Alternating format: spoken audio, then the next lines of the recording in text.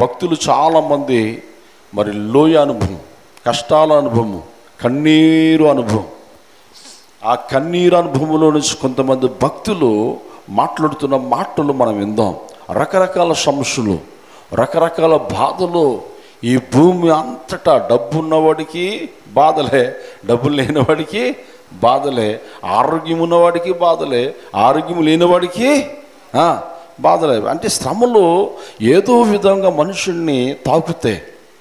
అంతేగా అంధకారములటి శ్రమలు, అంధకార లోయలటి శ్రమలు మనుషుని మీదకి వస్తాయి. మనుషుడు ఆ లోయలో నుంచి ప్రయాణం చేస్తున్నప్పుడు భక్తుడైన దావీదు చక్కటి మాట మాట్లాడుతున్నాడు. 23వ కీర్తన గ్రంథం 4వ వచనం చూస్తే, గాఢంధకారపు లోయలో నేను సంచరించినను, ఏ అపాయమునకు భయపడను, నీవు నాకు తోడయుందు. చాలా జాగ్రత్తగా ఈ మాటలు మనం వినాలి. ఇక్కడ అంటున్నాడు గాఢంధకారపు లోయలో.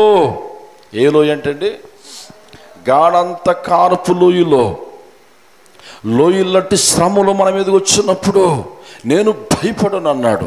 ఎందుకన్నాడు భయపడనని? అంటే ఎవరు భయపడతారు? అంధకారాలటి శ్రమలు వచ్చినప్పుడు, భయంకరమైన శ్రమలు జీవితంలో సంభవించినప్పుడు, తలమించిపోయిన బాధలు వచ్చినప్పుడు, కన్నీరు ఏరులై పారుతున్న శ్రమలు మన మీదకి వచ్చినప్పుడు, అలాంటి శ్రమలు ఎవరు భయపడతారు? ఎవరు మరి వణుకుతారు? ఎవరు ఆందోళన చెందుతారు అని మనం ఆలోచన చేస్తే దేవుడు వాక్యం సెలవిస్తుంది. పిల్లరా, యెహోవా నాకు అనగా దేవుడు నాకు తోడై ఉన్నాడు. దేవుడు ఎవరు జీవితమునైతే తోడై ఉంటాడో, ఎవరు పక్షమునైతే దేవుడు ఉంటాడో, దేవుడు అంటున్నాడు కదా, నేను వారు పక్షమును ఉండి నేను వారిని అంధకార లోయలో వారు ఉన్నా నేను నడిపిస్తాను. చప్పట్లు కొడుతూ ప్రభు నామమును మహిమపరుచుకుందాం. దేవుడు నడిపిస్తాను అంటున్నాడు. అందుకోసమే ఈ బాధలు, శోధనలు, ఒడిదుడుకులు భక్తులకు వస్తాయి. ఈ భక్తులకు వచ్చినప్పుడు ఆధారపడకూడదు, భయపడకూడదు.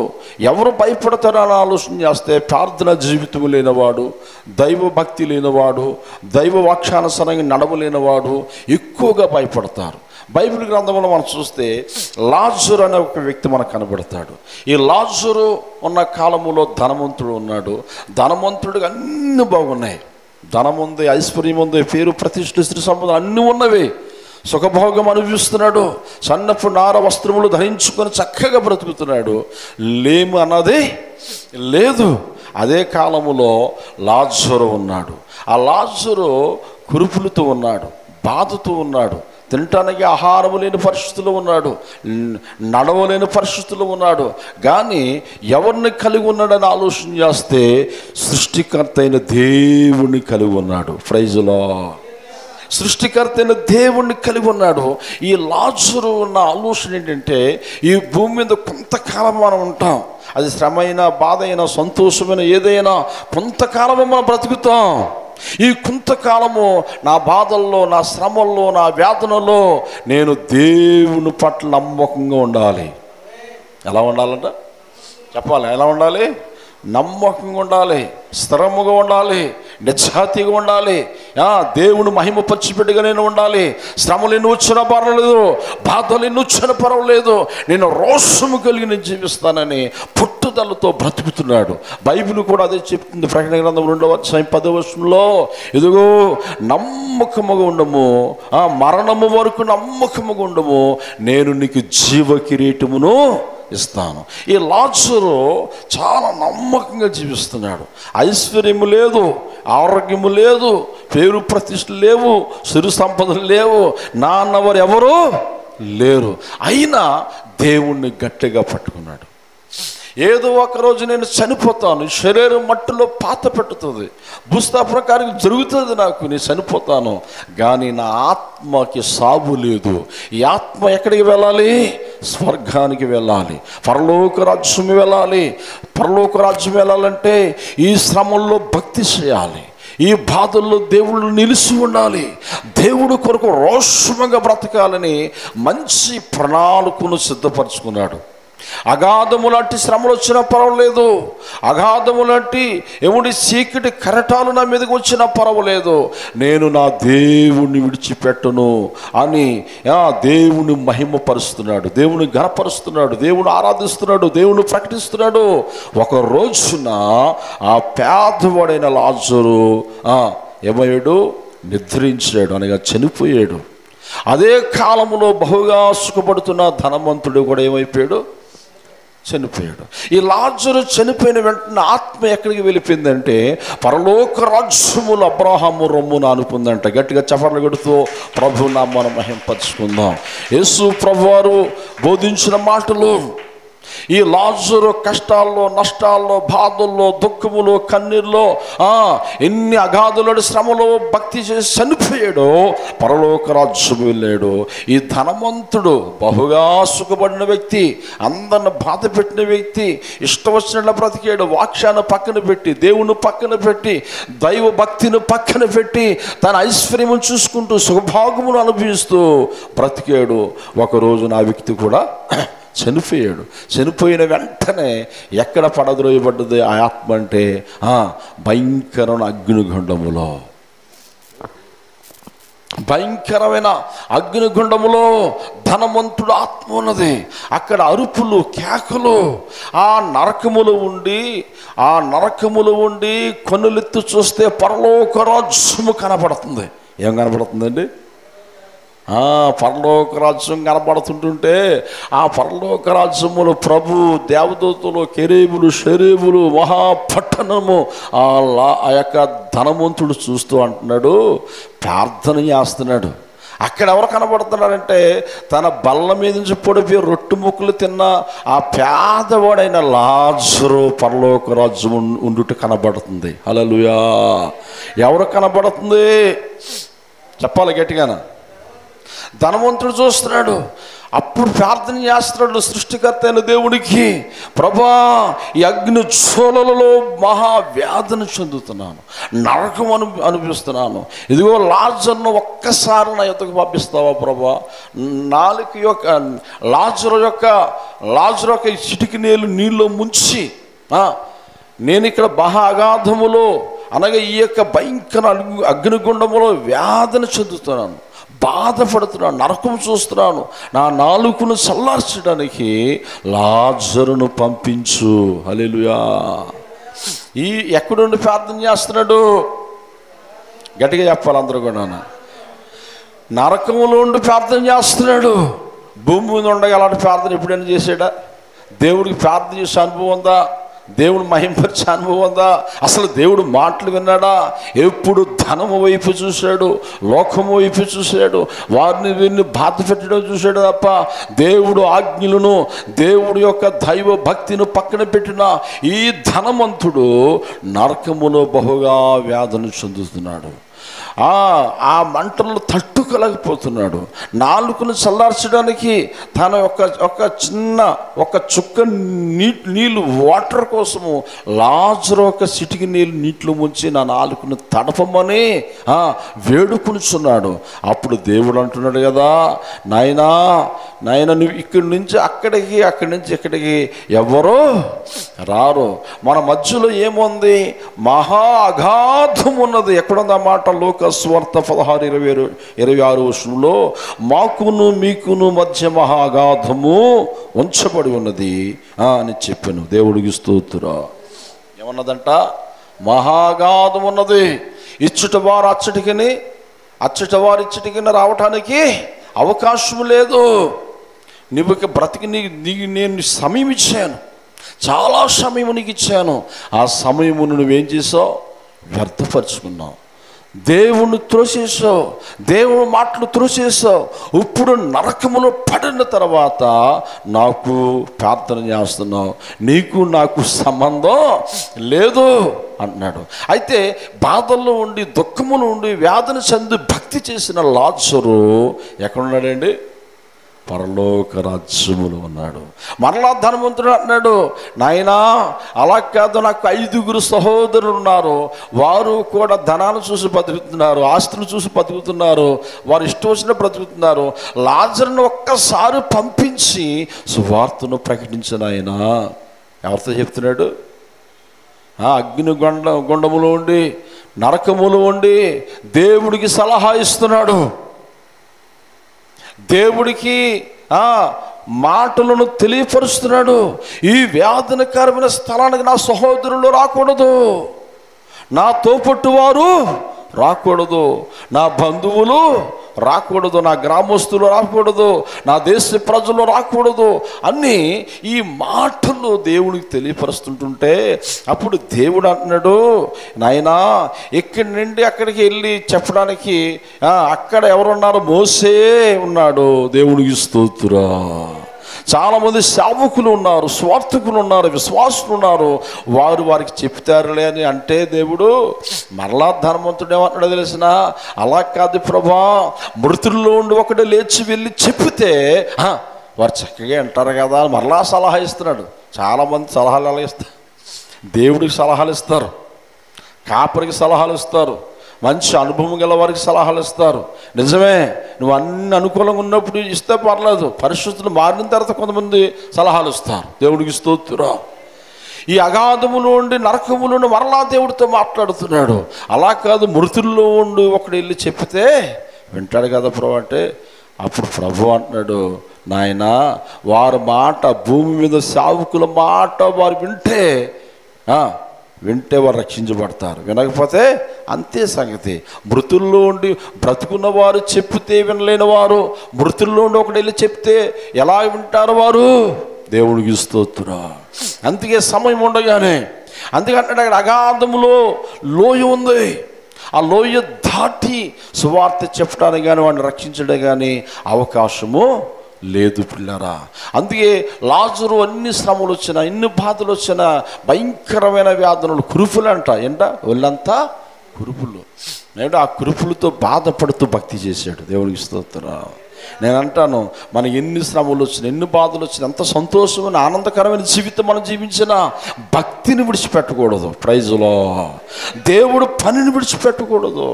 దేవుడు మనకి ఇచ్చిన బాధ్యతలను మరవకూడదు, విడవకూడదు, పక్కన పెట్టకూడదు. గట్టిగా చప్పట్లు కొడుతూ ప్రభు నామాన్ని మహిమపరుచుకుందాం.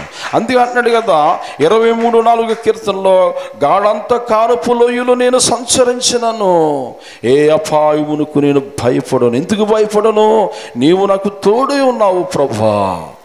సృష్టికర్త అయిన దేవుడు మనకు తోడే ఉన్నాడు. దేవుడు మనకు తోడై ఉన్నప్పుడు ఎన్ని శ్రమలు వచ్చినా, ఎన్ని బాధలు వచ్చినా ఆ శ్రమల్లో నిలబడే శక్తి దేవుడు మనకి ఇస్తాడు. దేవుడు కృప మనకు తోడై ఉంటుంది. అందుకోసం దేవుడు మనకు తోడై ఉండాలని ప్రార్థించారు. ప్రభా ఎన్ని శ్రమలు వచ్చినా పర్వాలేదు, నువ్వు నాకు తోడై ఉండాలి. ఎన్ని కష్టాలు వచ్చినా పర్వాలేదు, నువ్వు నా పక్షంలో ఉండాలి. ఎలాంటి లోయలాంటి అనుభవాలు నాకున్నా పర్వాలేదు, నీవు నాతో నడవాలి. దేవుడికి స్తోత్రం. ఎప్పుడైతే మనము ఈ దేవుడు ఎన్ని బాధలు వచ్చిన దేవుడు మనకు తోడే ఉంటే ఆ శ్రమలయ్యే మనకు కనబడవు, ఆ బాధల కిందే మనకు కనబడవు. ఎప్పుడు నవ్వుతూ చిరునవ్వుతూ ముందుకు సాగిపోతాం. దేవుడికి స్తోత్రం. అందుకోసమే ప్రతిరోజు మనము దైవ జ్ఞానమును కలిగి ఉండాలంటే బైబిల్ చదవాలి, ప్రార్థన చేయాలి, దేవుడు మందిరానికి వెళ్ళే అనుభవం ఉండాలి, ప్రార్థన స్థలములు మనం కనబడాలి, అపోస్తుల బోధ యందు మనము నిలిచి ఉండాలి. అందుకోసమే రోమా సంఘానికి అపోస్తులు పౌలు అంటాడు కదా, ఒక అద్భుతమైన మాట తెలియపరుస్తాడు. 10వ అధ్యాయము 7వ వచనంలో చాలామంది అనుకుంటారంట యేసుక్రీస్తు సమాధి చేయబడ్డాడు, యేసుక్రీస్తు ప్రభువారు చనిపోయాడు, యేసుక్రీస్తు ప్రభువారు అగాధ లోయలోనికి వెళ్ళిపోయాడు, సమాధి అన్న లోయలోనికి వెళ్ళిపోయాడు, ఆయనకే స్థిరం లేదు, ఆయనే రాలేదు పైకి, మనల్ని రక్షిస్తాడు అని కొంతమంది శిలువ మీద చనిపోయినట్లుగా, శిలువ మీద ప్రాణం పోయినట్లుగా చూసి ఆలోచించుకొని ఆయన ప్రాణాన్ని ఆయన రక్షించుకోలేదు, మనల్ని ఏ విధముగా కాపాడుతాడు, రక్షిస్తాడు అని కొంతమంది అనాలోచనతో ఉంటారు. అజ్ఞానముతో ఉంటారు. అట్లాంటి ప్రజలతో రోమా సంఘముతో అపోస్తలుడు పౌలు ఏమంటాడంటే, ఎవడు అగాధములోనికి దిగిపోవును అనగా క్రీస్తును మృతుల్లోండి పైకి తెచ్చుటకు అని నీవు నీ హృదయములో అనుకునవద్దు. నీ హృదయములో అనుకునవద్దు. అగాధములున్న క్రీస్తును పైకి ఎవరు తీసుకొస్తారు? చనిపోయిన యేసుప్రభు ఎలా బ్రతికాడు? నీ కొరకు, నా కొరకు, మన కొరకు ప్రాణం పెట్టి సమాధి చేయబడి 3 దినాలు సమాధిలో ఉండి ఆ సమాధి అయిన లోయను, ఆ సమాధి అంధకారమును జయించి పైకి లేచిన దేవుడు. ప్రైజ్లో మరణపు ముళ్ళును విరిపిన విజయుడు. నువ్వు చనిపోవడం ఒకవైపు చూస్తున్నావు, రెండో వైపు మనుషుడు చూస్తాడు. కొంతమంది, అందరి కథ ఉండవు, కొంతమంది అజ్ఞానులకి దేవుడు మాటలు అర్థం చేసుకోలేని వారికి యేసుప్రభు చనిపోవడమే చూస్తారు, కానీ యేసుప్రభు సమాధుల నుంచి లేచుట తెలుసుకోవట్లేదు.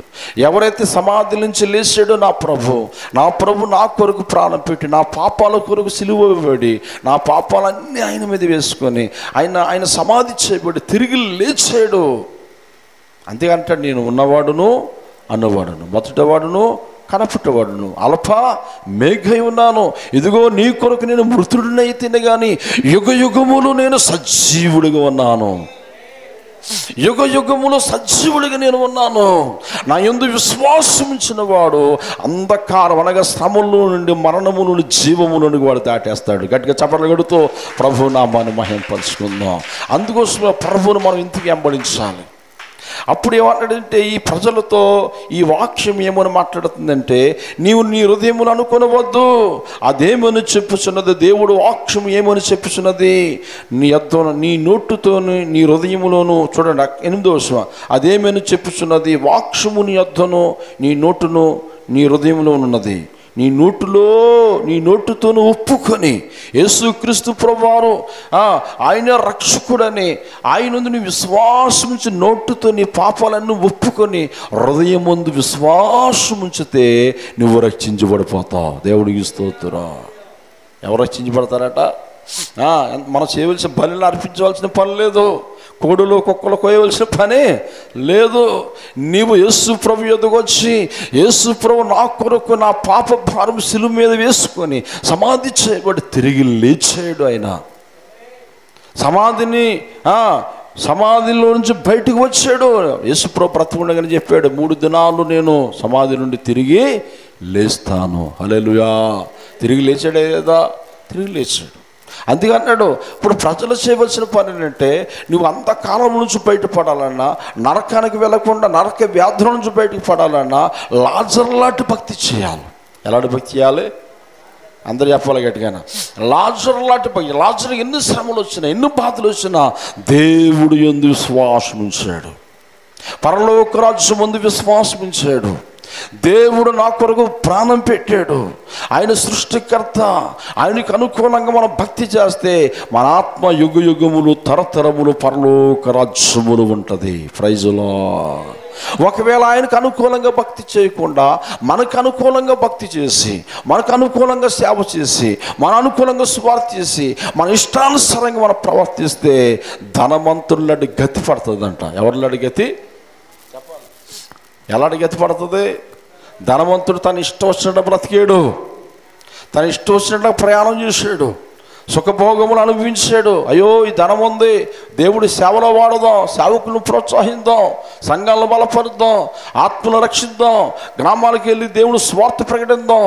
ఈ మంచి మాటలు, విలువైన మాటలు, శ్రేష్టమైన మాటలు, ఆత్మలను రక్షించే మాటలు బలపరుద్ది ధనము ఖర్చు పెడదామని ఎవరికైనా ఉందా?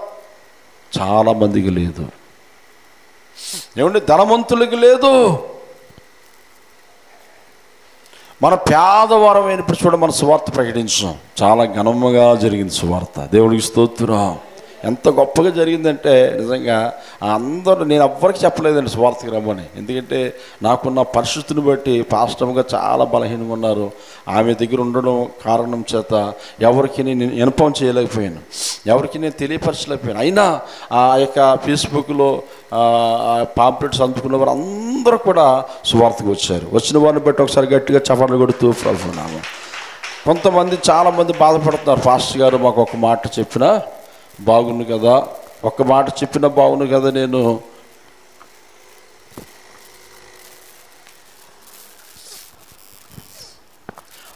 ఒక మాట చెప్పినా బాగుంది కదా, మేము కూడా వద్దు అయ్యారు, మేము ఖాళీగా ఉన్నాం, అయ్యో మీరు ఎప్పుడు చెప్పినా మేము వస్తాం సువార్తకి, ఈ ట్రిప్ ఎందుకు చెప్పలేదంటే నాకున్న పరిస్థితిని బట్టి మీకు చెప్పలేదు. అంటే సువార్త పట్ల ఆసక్తి. ఎందుకంటే మరి అగాధంలో పడిపోయటానికి, అగాధంలో ఉన్నారు ప్రజలు, చీకట్లో ఉన్నారు ప్రజలు. ఒకవేళ ఈ మంచి వార్త, ఈ శుభవార్త, ఆత్మ రక్షించబడే వార్త మన వారికి తెలియపరచకపోతే నరకములోనికి పడద్రోయబడిన తర్వాత వారిని ఎవ్వరూ కాపాడలేరు. హల్లెలూయా.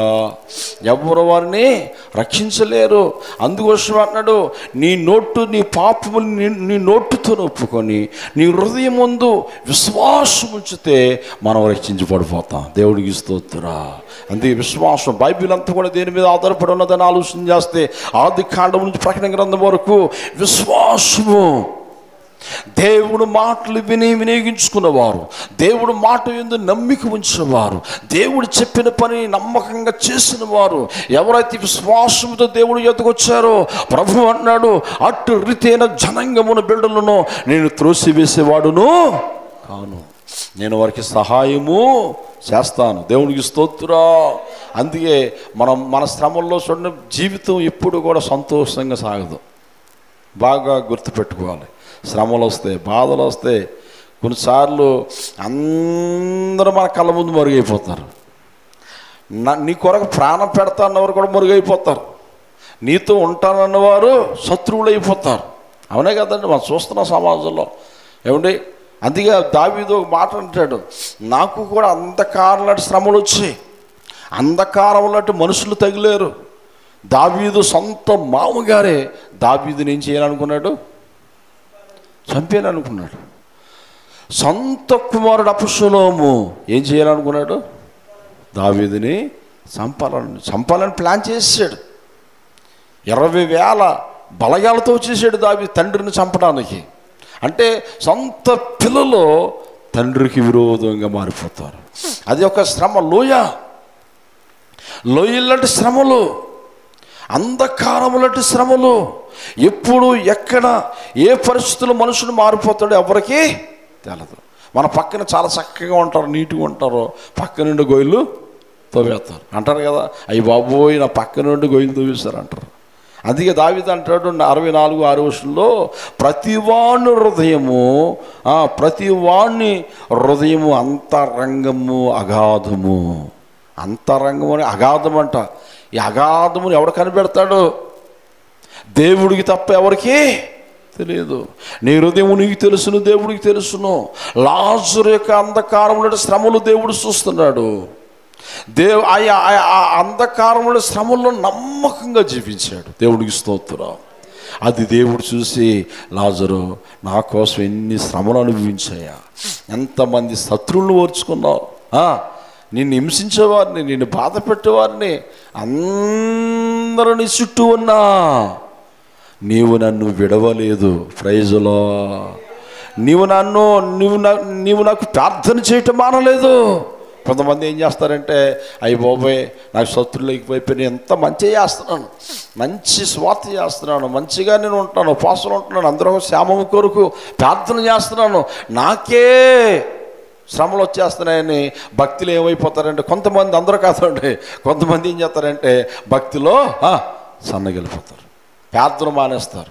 ఏమండి, ఇక బైబిల్ చదవడం మానేస్తారు, ఇక దేవుడిని వదిలేస్తారు, లోకంలో కలిసిపోతాడు. ఆ తిరుగునోడు బాగున్నాడు, ఆ త్రాగుబోతులు వాళ్ళు చక్కగా బతుకుతున్నారు, మోసాలు చేసినవాడు చక్కగా బ్రతుకుతున్నాడు, నేను కూడా వాడకలాగా అయిపోవాలనుకుంటారు కొంతమంది.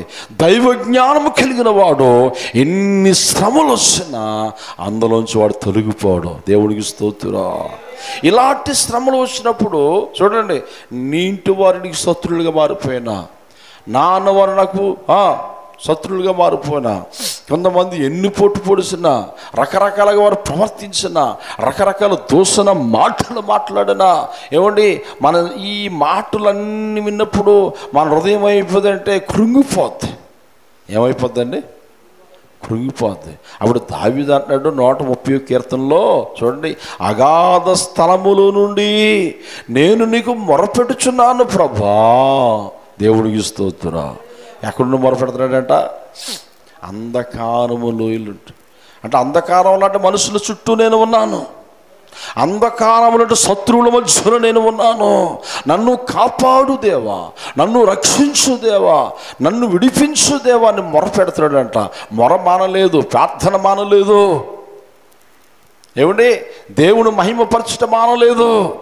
అందుకోసమే దావీదు కొరకు ప్రభు అంటాడు కదా, దావీదు నా హృదయానుసారుడైన మనిషి. చపర్లు కొడుతూ ప్రభు నామం. దావీదు నా హృదయానుసారైన వ్యక్తి. బాబా ఎంత మంచి మాట. 2 హృదయాలు మనం చూడగలం. చూడండి, దేవుడు మాట వినవారికి కూడా అంధకారంలో శ్రమలు వస్తాయి. చాలా జాగ్రత్తగా ఆలోచన చేయాలి. దేవుడు మాటను వినలేని వాడికి కూడా అంధకారంలో శ్రమలు వస్తాయి. ఏమన్నా నేను దేవుడు మాట విన్నా శ్రమలు వస్తాయి, దేవుడు మాట త్రోసివేసిన శ్రమలు వస్తాయి. శ్రమలు అనేవి రెడీగా ఉంటాయి. అంటే ఏ శ్రమలు మనుషుడికి మేలు, ఏ అంధకారం లాంటి శ్రమలు మనుషుడికి మేలు చేస్తుందని ఆలోచన చేస్తే ఏమండి, మనం ఇక్కడ చాలా జాగ్రత్తగా ఆలోచన చేయాలి. యోనా ఉన్నాడు బైబిల్ గ్రంథంలో. ఈ యోనా దేవుడు మాటను త్రోసివేశాడు. ఎక్కడికి వెళ్ళమన్నాడు? నినివే పట్టణము వెళ్ళమన్నాడు. మరి ఎక్కడికి వెళ్ళాడు భక్తుడు? తర్షీసుకి వెళ్ళాడు. తర్షీసుకి వెళ్ళమన్నాడు దేవుడు? లేదే. ఎక్కడికి వెళ్ళమన్నాడు? నేనేమో పట్టణం వెళ్ళాడు. బాబు నేను అక్కడికి వెళ్ళాను అంటే దేవుడు మాట త్రోసేసాడు. అంటే తనకు అనుకూలంగా ఉన్న పని చేయాలనుకున్నాడు. చాలామంది ఏం చేస్తారంటే దేవుడు ఎక్కడికో వెళ్ళమని సేవ చేయమంటే, ఎక్కడికి వెళ్ళి స్వార్థ చేయమంటే, ఎక్కడికో వెళ్ళి ఆ పని చేయమంటే అది చేయరు. వారికి అనుకూలంగా ఉన్న పనులు చేస్తారు. చాలా జాగ్రత్తగా మనసు పెట్టి ఆలోచించాలి. ఈ మాటలు మనసు పెట్టి ఆలోచన చేస్తే వాడు ధన్యుడిగా మారిపోతాడు, లేకపోతే అన్యుడి కంటే హీనుడిగా అయిపోతాడు. దేవుడికి స్తోత్రం. ఈ యొక్క యోనా దేవుడు మాటను త్రోసేసాడండి. తోసేసి తెరుచుకుపోవటానికి వాడలరే వెళ్ళాడు, టికెట్ తీసుకున్నాడు. ఆ టికెట్ దొరకడం కూడా దేవుడి చిత్తం అనుకున్నాడట. కొన్ని ఎలా ఉంటాయంటే దేవుడి చిత్తమే అనుకుంటామంట.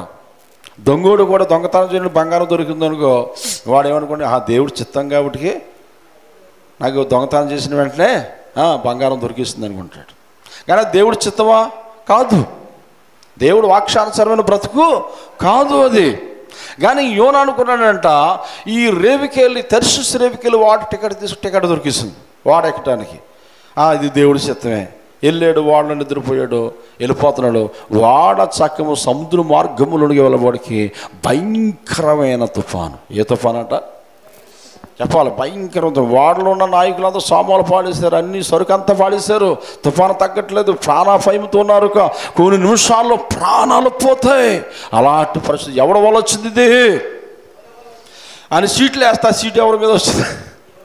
యోనా మీద వచ్చింది. యోనా అంటున్నాడు, ఎవరు ఎక్కడున్నాడండి? ఓడ అగాధములో అంటే ఓడ కింద భాగంలోకి నిద్రపోతున్నాడు అండి. గాఢ నిద్రపోతున్నాడు భక్తుడు. నేను దేవుడు మాట విన్నాం. కొంతమంది దేవుడు మాట వినరండి, పైకి తీసుకొచ్చారు వాడు. ఎవరో ఎక్కడి నుంచి వస్తున్నామంటే అక్కడ అంటాడు, ఆకాశానికి భూమికి సముద్రానికి సృష్టికర్త అయిన యెహోవా కుమారుని అంటాడు. దేవుడికి స్తోత్రం. ఎవడంట? ఆకాశముకిను భూమికిను సముద్రములకు సృష్టికర్త అయిన యెహోవా భక్తుడును నేను. మరి దేవుడు భక్తుడు, దేవుడు మాట ఎందుకు వినలేదు? దేవుడు మాటను ఎందుకు త్రోసివేశావు? సృష్టికర్తని కుమారుడు అంటున్నావు కదా, ఎందుకంటే నేను దేవుడు మాట వెనక వచ్చేసాను, ఈ సీటు నీ మీద వచ్చింది కదా, ఏం చేయమంటావు అంటే నన్ను పట్టుకుని సముద్రంలో పాడేయండి. ఎక్కడ పాడేమన్నాడు? సముద్రంలో పాడేయండి. అప్పుడు తుఫాను తగ్గింది. అంటే ఆయన ఆలోచన ఎలా మారిపోయిందంటే, సత్యాన్ని చచ్చిపోతాను కానీ దేవుడు పని చేయను, నేను సత్యాన్ని చచ్చిపోతాను కానీ దేవుడు మాట వినను. చాలామంది ఉంటారు అలా ఆ బ్యాచ్. దేవుడు ఏమనుకుంటా నాకు అనవసరం, దేవుడు సేవకులు ఏమనుకుంటా నాకు అనవసరం, సంఘము ఏమనుకుంటా నాకు అనవసరం, నేను సత్యాన్ని చచ్చిపోతాను కానీ ఆ పని నేను దేవుడు చెప్పిన పని నేను చేయను. చంపేయండి అని, చంపితే చంపేసుకోండి కానీ నేను ఆ పని మాను. ఇలా మొండోళ్ళు లేరా? సుధమొగ్గమార పట్టణంలో ఉన్నారు, ఎక్కడున్నారు? చాలా చాలా ప్రదేశాల్లో బైబిల్లో ఉన్నారు, బయట ప్రమోషన్లో ఉన్నారు, వారు లెక్క వేరా. బైబిల్ చరిత్రలో ఉన్నారు. దేవుడు మాట విన రెహబాము, యెరోబాము వీరు దేవుడు ధర్మశాస్త్రమును త్రోసివేశారు, దేవుడు మాటలను వారు త్రోసివేశారు. అందుకే తీరని వ్యాధులు, తీరని బాధలు, తీరని కష్టాలు, దుఃఖము అయిన శ్రమలు వచ్చాయి. ఆ శ్రమల్లో వారి సామ్రాజ్యాలు కుప్పకూలిపోయి, దేవుడు మాట విన్నవారు సామ్రాజ్యాలు నిలబడ్డాయి. చప్పట్లు కొడుతూ ప్రభు నామమే. యోనా అంటున్నాడు, నన్ను పట్టుకొని సముద్రంలో పడేయండి. ఎక్కడ పడేయాలంట అంటే దానికి అర్థం చంపేయండి మీరు నేను దేవుడి మాట. దేవుడు అంటున్నాడు, నాయనా నువ్వు చచ్చిపోవడం నాకు ఇష్టం లేదు, నువ్వు బ్రతికి నేను చెప్పిన స్థలానికి వెళ్ళి సేవ చేయాలి. హల్లెలూయా. ఎంత అద్భుతమైన మాట చూడండి. యోనా నువ్వు చనిపోవడం నాకు ఇష్టం లేదు, ఇదిగో చేపకి ఆజ్ఞాపించాను తిమంగళానికి, ఆ చేప వచ్చి నిన్ను అలాగ మింగి ఎక్కడ తీసుకుని వెళ్తుంది? నేనేవే పట్టడానికి. అంటే చేప దేవుడు మాట వింది, కానీ భక్తుడైన యోనా దేవుడు మాట వినలే. కొంతమంది ఉంటారు ఆ బ్యాచ్, కుటుంబాల్లో, సంఘాల్లో, గ్రామాల్లో ఏమిటి పక్షులు దేవుడు మాట వింటున్నాయి, చేపలు మృగాలు దేవుడు మాట, చేపలు దేవుడు మాట వింటున్నాయి. యోనా భక్తుడు, మహాభక్తుడు, మహాస్వార్థకుడు, జ్ఞాని, బైబిల్ జ్ఞానం తెలుసు, కానీ దేవుడు మాట అంత నాకు తెలుసులే అనుకున్నాడు యోనా. అప్పుడు యోనా చచ్చిపోవడానికి ఇష్టపడ్డాడు. చచ్చిపోతాను కానీ ఆ స్థలానికి వెళ్ళనన్నాడు. దేవుడు అంటున్నాడు, నువ్వు చచ్చిపోవడం నాకు ఇష్టం లేదు, నువ్వు బ్రతకాలి, అనేకులను బ్రతికించాలి. చపర్లు కొడుతూ ప్రభున్నా. చేపకి ఆజ్ఞాపిస్తే చేపకి ఆజ్ఞాపించాడు దేవుడు, చేప నా భక్తుడిని నువ్వు అలాగ మింగి నీ గర్భములో దాచుకొని ఏ స్థలానికైతే వెళ్ళమన్నానో, ఏ పని అయితే నేను చేయమన్నా ఆ పని ఆయన చేయలేదు, ఆ స్థలానికి తీసుకొని నువ్వు వదిలిపెట్టు, నీ పని అది. నువ్వు ఆ ప్రాసెస్ అంతా ఎవరు చేయాలి? చేప చేయాలి. చేప వెళ్ళమంటే వెళ్తుంది, ఆ పని చేయమంటే చేస్తుంది. ఆత్మ లేని జీవి, మన ఆత్మ కలిగిన వారు, మరి దేవుడు సువార్త చేయొద్దా? దేవుడు వెళ్ళమన్న చోటుకి వెళ్ళొద్దా? సర్వ సృష్టి వెళ్ళి సువార్తను ప్రకటించమన్నాడు, సువార్త ప్రకటించొద్దా? మనసు పెట్టి ఆలోచన చేద్దాం. ఈ లోకము ఎవరికి శాశ్వతము కాదండి. దేవుడు చెప్పిన పని మనం చేస్తే పరలోక రాజ్యం మనం నెమ్మదిగా మనం ఉంటాం. దేవుడికి స్తోత్రం. శాంతి సమాధానంతో ఆ స్థలంలో మనం ఉంటాం. ఒకవేళ దేవుడు చెప్పిన పని మనం చేయకపోతే అగ్ని ఆరదు, పురుగు సావదు, మండుచున్న అగ్ని గుండములో పడద్రోయబడతాం. ఇది వాస్తవం, ఈ మాట నిజాలండి, ఇవన్నీ నిజాలు. అబద్ధం అన్నది బైబిల్లో లేదు. దేవుడికి స్తోత్రం. అందుకే బ్రతికుండగా నాయ పద్ధతిలో మనం నడుచుకోవాలి, నాయ పోరాటం మనం చేయాలి, దేవుడికి ఇష్టమైన జీవితము జీవించాలి. ఎప్పుడైతే అలా జీవిస్తామో దేవుడు మనం చూసి ఆనందిస్తాడు. దేవుడికి స్తోత్రం. యోనా ఏమండి చేప కడుపులోకి వెళ్ళిపోయాడు. ఏమండి అప్పుడు తుఫాను తగ్గింది. తుఫాన్ ఆయన రమ్మంటే వస్తుంది, ఆగమంటే ఆగుతుంది, రమ్మంటే వస్తుంది. ఈ ప్రకృతి అంతా కూడా ఆయన చేతిలో ఉంది. దేవుడికి స్తోత్రం. చేప కడుపులో ఎలా ఉంటుంది చెప్పండి? ఫ్యాన్ ఉంటుందా? నైట్లు ఉంటాయా? మంచం ఏమైనా ఉంటుంది? అక్కడ పరుపు ఉంటుందా? నీసు కంపు. ఆ చేప కడుపు నుండి యోనా ప్రార్థన చేస్తున్నాడు. ఏమని ప్రార్థన చేస్తున్నాడు యోనా? 2:3 నీవు నన్ను అగాధమైన సముద్ర గర్భములో పడవేసి ఉన్నావు, ప్రవాహములు నన్ను చుట్టుకొని ఉన్నవి. ఏంటంటే అగాధ సముద్రంలో ఎవరు పాడేశారు? దేవుడు పాడేశాడు. ఎందుకు పాడేశాడు? మాట వినలేదు. మారు మనసు వస్తుందని, మార్పు చెందుతాడని అప్పుడు అగాధము నుండి ప్రార్థన చేస్తున్నాడు. ప్రభా నన్ను కాపాడు నాయన, ఈ అగాధము నుంచి నన్ను విడిపించు. ఈ యొక్క చేప కడుపు అగాధములో సముద్ర గర్భములో నేను ఉన్నానయ్యా, బహువేదన చెందుతున్నాను, బహుగా దుఃఖిస్తున్నాను, నా ప్రాణము తల్లడల్లిపోతుంది, నన్ను బ్రతికించు. నేను బలులు అర్పిస్తానయ్యా, నీ మాట వింటానయ్యా, నీ స్వార్థ చేస్తానయ్యా, నీ మాట ప్రకారంగా నేను నడుచుకుంటాను ప్రభాని అంధకార లోయలో ఉండి ప్రార్థన చేస్తున్నాడు. ప్రైజులో ఏమండి మన దేవుడు ఎంత గొప్ప దేవుడు అంటే, మన మాట కొన్నిసార్లు వినకపోయినా ఆ శ్రమలు వస్తాయి, ఆ బాధలు వస్తాయి కదా, ఆ బాధల్లో ఉండి పశ్చాత్తాపం పడితే మరలా దేవుడు కనికరించే దేవుడు ఉన్నాడు. దేవుడు కృప చూపే దేవుడు ఉన్నాడు. ఆయన కృప గొప్పది, ఆయన జాలు గొప్పది, ఆయన ప్రేమ గొప్పది, ఆయన దయ గొప్పది. అందుకే ఆయనకి ఇష్టలుగా బ్రతకడానికి మనం ఇష్టపడాలి. ఆయనకి మాట వినేవరకు మనం ఉండాలి. గాయాలు రేపే వరకు మనం ఉండకూడదు. యేసు ప్రభువుని బాధ పెట్టే వరకు మనం ఉండకూడదు. ఎవరైతే దేవుడు మాట ప్రకారంగా నడుచుకుంటారో వారితో దేవుడు మాట్లాడుతున్న మాట ఏంటంటే, నా యందు ఎవడైతే నిలిచి ఉంటాడో వాడు యందు నేను నిలిచి ఉండి నేను వాడిని బహుగా ఫలించేవారిగా చేస్తాను. గట్టిగా చప్పట్లు కొడుతూ ప్రభువున బహుగా ఫలించేవారిగా నేను చేస్తాను. ఆ వాక్యము నీ జీవితంలో నెరవేర్చబడాలి. నా జీవితములు మన జీవితములు నెరవేర్చబడాలి. ఎప్పుడైతే యోనా పశ్చాత్తాపం పడ్డాడో, కన్నీరు కార్చాడో, దేవుని బ్రతిమలాడుకున్నాడో, అగాధము నుండి నేను నీకు ప్రార్థన చేస్తాను, ఒక్కసారి నన్ను కరుణించు ప్రభా, నీ మాట వింటాను ప్రభా, నేనేమో పట్టణానికి సువార్త ప్రకటిస్తానయ్యా, నా చిత్తము కాదు నీ చిత్తమును నేను నెరవేరుస్తాను ప్రభా అని ఎప్పుడైతే లోతైన పశ్చాత్తాపంతో కూడిన ప్రార్థన చేసేటప్పుడు వెంటనే దేవుని దయ ఆయన మీదకి వచ్చింది. దేవుని కృప ఆయన్ని ఆవరించింది. దేవుడి కనికరమైన మీదకి వచ్చింది. ఆ శాపకి సిటికేసి దేవుడు ఆజ్ఞాపించాడు, ఎల్లు నినివే పట్టణము సముద్రం వారన నా భక్తుడిని విడిచిపెట్టుము. ప్రైజులో ఎక్కడ విడిచిపెట్టింది? నినివే పట్టణానికి వచ్చి విడిచిపెట్టింది. అప్పుడు వచ్చాడు గర్భంలోంచి బయటికి. హల్లెలూయా. పశ్చాత్తాపం పడిన తర్వాత, దేవుని బ్రతిమలాడుకున్న తర్వాత అప్పుడు అగాధము నుంచి యోనా భక్తుడు బయటపడ్డాడు.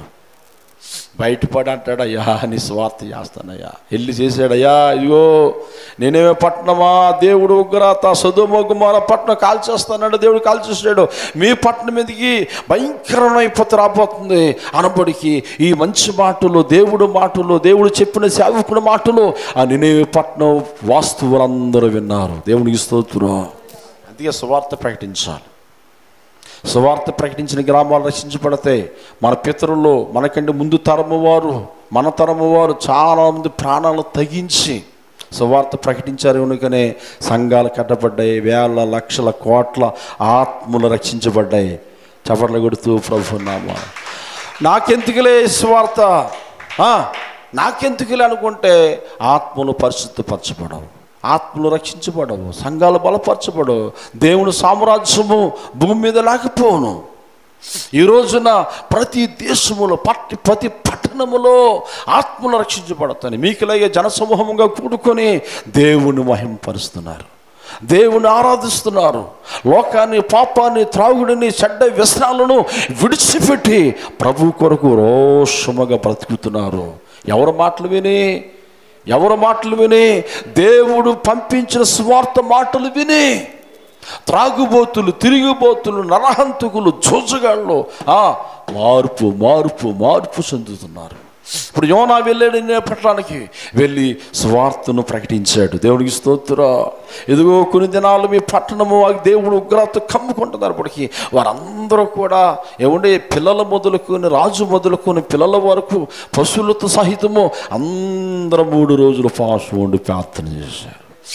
వారి నడతలు మార్చుకున్నారు, వారి ఆలోచనలు మార్చుకున్నారు.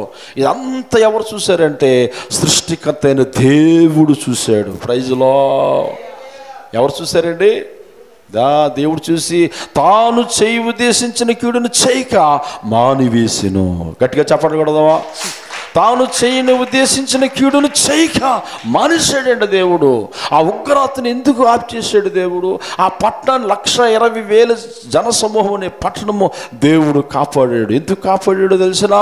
వారు దేవుడు మాట విని వారు ఆలోచనలు మార్చుకున్నారు, వారు తలంపులు మార్చుకున్నారు. నిజమే, మనం దేవుడికి విరోధమైన ఆలోచన చేశాము, దేవుడికి విరోధమైన పాపము చేశాము, అందుకే దేవుడు కోపం మన మీద రగిలుకుంది.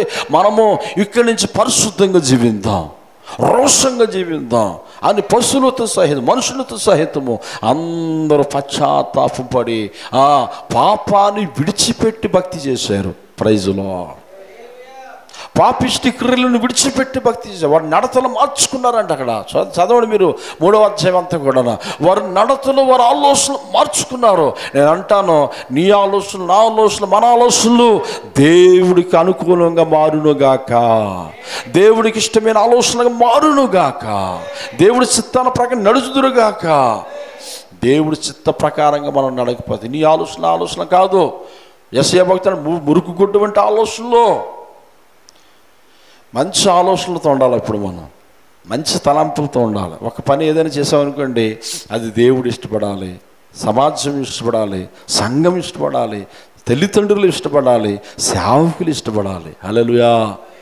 కొంతమంది ఉంటారు దుండుగులు, వాళ్ళు చేసిన పని ఎవరికే నచ్చదు, దేవుడికి నచ్చదు, సొసైటీకి నచ్చదు, సంఘానికి నచ్చదు. ఆయన ఏమో ఎవరిని అడిగారనుకో, నా ఇష్టం అంటాడు. ఏమంటాడు? నీ ఇష్టం ఎప్పుడు? దేవుడి యొద్దకు రాకముందు నీ ఇష్టం, దేవుడి యొద్దకు వచ్చిన తర్వాత దేవుడి ఇష్టము కొనసాగునుగాక, అట్టు కృప దేవుడు అనుగ్రహించునుగాక. దేవుడి ఇష్టాన్ని కొనసాగించేవారు ఉన్నావా?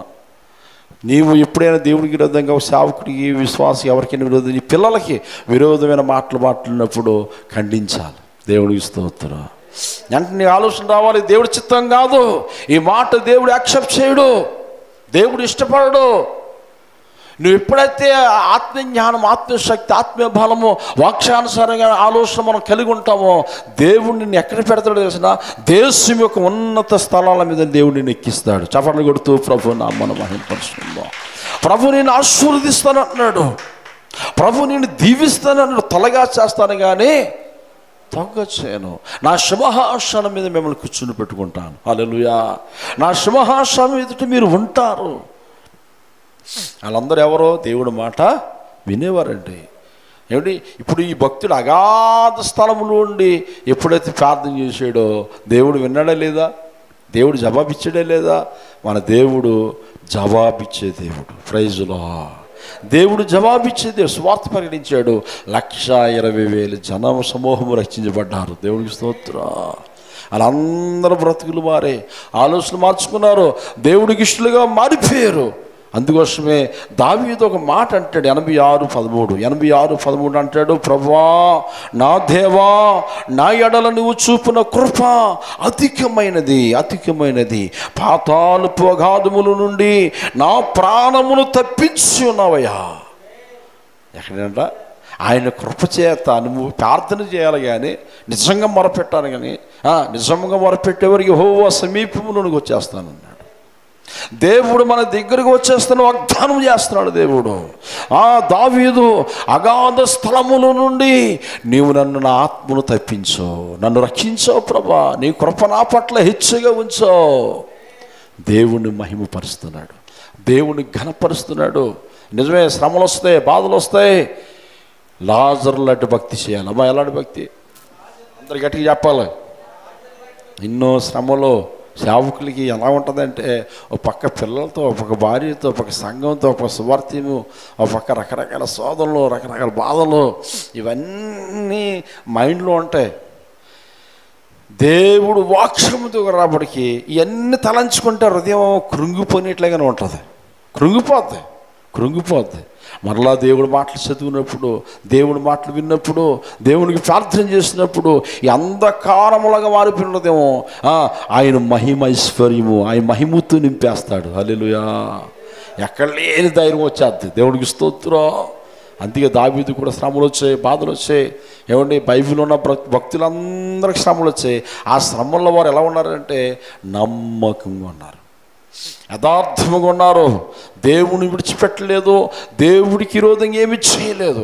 ఒక్కొక్కసారి భక్తులు విరోధంగా ప్రవర్తించినప్పటికీ వారి తప్పు దేవుడు వారికి తెలియపరిచినప్పుడు, ఈ తప్పు నువ్వు చేసావని దేవుడు తెలియపరిచినప్పుడు వారు వెంటనే దిద్దుకున్నారు, దేవుడి యొద్ద క్షమాపణ అడిగారు, దేవుని పాదాలు పట్టుకుని బ్రతిమలాడుకున్నారు. హల్లెలూయా. అందుకే వారు కనికరించబడ్డారు, మరలా వారు లేవనెత్తబడ్డారు, మరలా వారు దీవించబడ్డారు. దేవుడికి స్తోత్రం. అందుకోసమే మనం అందరం కూడా ఎవరి ప్రేమ కలిగి ఉండాలి తెలిసిన? దేవుడు ప్రేమ కలిగి ఉండాలి. ఎవరి ప్రేమ? అందరూ చెప్పాలి. ఎవరి ప్రేమ? దేవుని ప్రేమలో, దేవుని కృపలో. ఎన్ని బాధలు వచ్చినా, ఎన్ని వ్యాధులు వచ్చినా, ప్రసంగి భక్తుడు అంటాడు 8:7 అగాధ సముద్రపు జలమును ప్రేమ ఆర్పజాలదు అంటాడు. అంటే అగాధ సముద్రపు జలములు దేవుని ప్రేమను ఆర్పజాలవు. ఎలాంటి అగాధం లాంటి శ్రమలు మన మీదకి వచ్చినా దేవుని ప్రేమ మనల్ని కెప్పేస్తుంది. ప్రైజులో ఎవరి ప్రేమమ్మా? దేవుడి ప్రేమ నిన్ను కాపాడేద్ది. దేవుని ప్రేమ నిన్ను అడ్డుపడుతుంది. దేవుడికి స్తోత్రం. అందుకే మనం వాక్యానుసారంగా ఉండాలి. ఏమండి, వాక్యానుసారంగా మనం బ్రతకాలి. దావీదు ఏమంటాడు మళ్ళా 23:4, అగాధపు గాఢాంత కార్పు లోయలో నేను సంచరించినను ఏ అపాయమునకు, చెప్పాలి గట్టిగా, భయపడను. ఎందుకు భయపడ్డావు? ఆయన సృష్టికర్త అయిన దేవుడు నాకు తోడై ఉన్నాడు. మనకు తోడై ఉన్నాడు. ఆయన మనకు తోడై ఉంటే మనకు భయం. అంధకారం లాంటి శ్రమలు వచ్చిన, తల ముంచుకున్న సోదరులు మనకు వచ్చిన, దేవుడు మనకుంటే దేవుడు అంటాడు, నా కుమారుడు కుమార్తె నేను నీకు తోడై ఉన్నాను, నేను నీ పక్షమున ఉన్నాను. దేవునికి స్తోత్రం కలుగుగాక. దేవుడు అటు కృప మన అందరికి ఇచ్చునుగాక, అనుగ్రహించి నడిపించునుగాక. మన బాధల్లో, శోధనలో, విరుకుల్లో, ఇబ్బందుల్లో సృష్టికర్తైన దేవుడు మన పక్షము నుండి కాపరుగుండి నడిపించునుగాక, సదాకాలము నడిపించునుగాక. అందరూ నిలబడండి, ప్రార్థన చేసుకుందాం. అందరూ నిలబడి ప్రార్థన చేసుకుందాం. ప్రభా, ఇదిగోనైనా నా జీవితము, నా బ్రతుకు. లాజరస్ గారి ముందుకు వచ్చి, సంసోన్ గారి ముందుకు వచ్చి చిన్న ప్రార్థన వారు చేస్తారు. ప్రతి ఒక్కరు ప్రార్థన పూర్వకంగా ఉందాం. అందులో లాస్ట్లో ఉన్నవారు ఒకటి లేచి నిలబడదాం. ఆ లేచి నిలబడి 2 చేతులు ఆకాశం వైపు చాపి, ప్రభా, ఇన్ని శ్రమలు వచ్చినా, ఎన్ని బాధలు, లాజరు లాంటి భక్తి నేను కలిగి ఉంటానయ్యా. యోనాలాగా నీ మాటను నేను త్రోసివేయను ప్రభా. యోనా మొదట దేవుడు మాటను త్రోసివేసాడు. బాధలు వచ్చే, శోధన వచ్చింది, మరలా దేవుని బ్రతుకునాడుకున్నాడు. ప్రాణము పోయే శ్రమ వచ్చింది. అయ్యా నీ మాట వింటాను ప్రభా అన్నాడు. దేవుడు బ్రతికించాడు. ఆయన ద్వారాగా లక్షలాది ప్రజలను దేవుడు బ్రతికించాడు. ప్రభా, నువ్వు నన్ను బ్రతికించి నీ సావును వాడుకో, నీ స్వార్థను వాడుకో, నీ సంఘము నన్ను ఒక పాత్రగా వాడుకో ప్రభా అని ప్రతి ఒక్కరు ప్రార్థన చేద్దాం. హల్లెలూయా, హల్లెలూయా. సర్వశక్తిమంతుడైన దేవా నీకు స్తోత్రము, స్తోత్రము, స్తోత్రములు తండ్రి. మహాపరిశుద్ధుడైన దేవా నీకు స్తోత్రములు, స్తోత్రములు, స్తోత్రములు. ప్రభా నీకు వందనాలు తండ్రి. ప్రభా, ఈ పరిశుద్ధ దినమును బట్టి నీకు స్తుతి స్తోత్రములు చెల్లిస్తున్నాం. ప్రభా నీకు వందనాలు చెల్లిస్తున్నాం. ప్రభా నీ సన్నిధిలో ప్రభా నాయన మమ్మల్ని నడిపించినందుకు వందనాలు చెల్లిస్తున్నాం. ప్రభా అనేక చోట్ల ప్రభా నీ పరిశుద్ధ దినమున ప్రభా జరుగుతున్న ఆరాధనలు బట్టి కూడా నీకు వందనాలు చెల్లిస్తున్నాం. ప్రభా గొప్ప దేవుడా, శక్తి గల దేవుడా, జీవం గల దేవుడా, నీకు వందనాలు చెల్లిస్తున్నాం. నీ దాసుని ద్వారా ప్రభా దేవాదేవ గొప్ప వాక్యాన్ని ప్రభా మాకు అందించిన విధానం బట్టి కూడా స్తోత్రములు చెల్లిస్తున్నాం. ప్రభా గాఢాంధకారంలో చీకట్లో మేము సంచరించను, ఏ అపాయమునకు భయపడకుండా ప్రభా నీ దుడ్డు కర్రయు నీ దండమును మమ్మల్ని ఆదరిస్తున్నందుకు వందనాలు. నీ వాక్యంతో ప్రభా నిత్యము మాకు తోడైనందుకు వందనాలు చెల్లిస్తున్నాం. ప్రభా దేవాదేవ మరణ భయం కలిగిన ప్రభా నువ్వు మాకున్నావు తండ్రి. ప్రభా దేవానికి స్తోత్రములు చెల్లిస్తున్నాం. ప్రభా నాయన ప్రభా యోనా ప్రభా శాప కడుపులో ప్రభా ఉన్నా ప్రభా నాయన నీకు మొరపెట్టినప్పుడు ప్రభా నాయన ప్రభా నువ్వు బ్రతికించి ప్రభా నీ పని చేయించుకున్నందుకు వందనాలు చెల్లిస్తున్నాం. ప్రభా గొప్ప దేవుడా, శక్తి గల దేవుడా, ప్రభా నేను పలకరించిపోయినా మమ్మల్ని పలకరిస్తున్నందుకు వందనాలు చెల్లిస్తున్నాం. ప్రభా దేవా నీతో మాట్లాడపోయినా మాతో మాట్లాడుతున్నందుకు వందనాలు. ప్రభా నీకు స్తోత్రం. నీకు దూరంగా ఉన్నా మాకు దగ్గరగా ఉంటున్నావయ్యా, నీకు వందనాలు చెల్లిస్తున్నాం. ప్రభా గొప్ప దేవుడా, శక్తి గల దేవుడా, నీకు వందనాలు. ప్రతి క్షణం నేను ధ్యానించే కృప, నిన్ను ప్రభా స్తుతించే కృప మాకు దయచేసిన విధానం బట్టి నీకు వందనాలు. నీ దాసుని ద్వారా ప్రభా బయలుపరిచిన వాక్యాలు బట్టి నీకు వందనాలు చెల్లిస్తున్నాం. ప్రభా నీకు స్తోత్రములు చెల్లిస్తున్నాం. బలపరచండి ప్రభా, ఆదరించండి ప్రభా, దీవించండి ప్రభా. అనేక రెట్లు ప్రభా నాయన మీరు విస్తారమైన దీవెనలు మరి కుమ్మరించమని ప్రార్థన చేస్తున్నాం. ప్రభా దేవ సంఘాన్ని ఆశ్రయించండి, రావలసిన ఇంకా ప్రభా రప్పించండి ప్రభా. చుట్టుపక్కల అందరికీ ప్రభా నీ వాక్యమును ప్రభా విరిచి వడ్డించండి ప్రభా. ప్రతి ఒక్కరు ఈ గ్రామాన్ని తెలుసుకుని ప్రభా ఇక నీ కుమారుడు దేవా నీ దాసుని ద్వారా రక్షించబడ్డ సహాయం దయచేయమని స్తోత్రములు చెల్లిస్తూ యేసు నామములో ప్రార్థించి వేడుకుంటున్నాం తండ్రి. ఆమేన్.